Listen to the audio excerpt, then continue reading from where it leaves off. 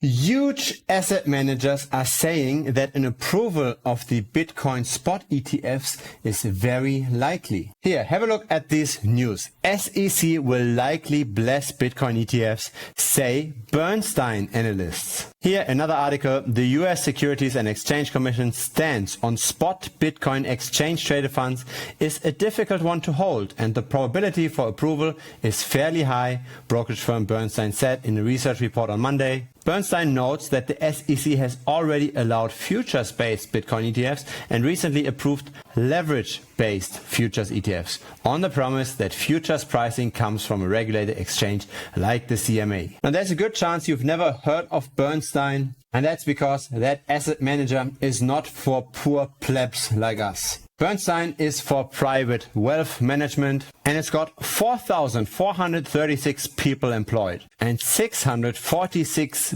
billion assets under management. Now, there's an interesting discussion, a 1-minute video from CoinDesk talking about the arguments pro and con around that ETF approval.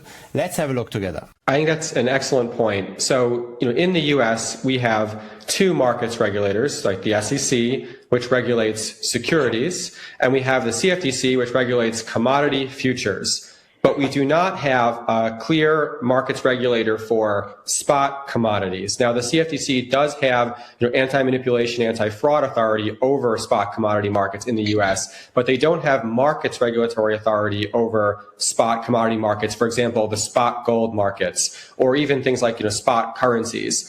Yet there are, for example, ETFs like the GLD Gold Trust, and there are ETFs on spot currencies as well, which of course are affected largely by trading in international markets, most of which is unregulated activity or certainly not regulated under U.S. regulatory authority. And so that does bring up this interesting question of is it arbitrary that the spot Bitcoin ETF cannot be approved when these other spot commodity ETFs, regardless of how they've been structured as a trust or otherwise, have been approved in the past. So it really gets into the deep nitty-gritty details of who's responsible for what, and there seems to be inconsistency that the gold ETFs had been approved, the spot gold ETFs, and that the Bitcoin ETF might have issues getting approved. We'll keep watching the situation, we'll keep watching the news, and we also discuss them on Telegram, so feel free to join us. It's Bitcoin Strategy Channel. You can search for this within the Telegram app, or you can click the link down below. Looking forward to see you there. Bye-bye.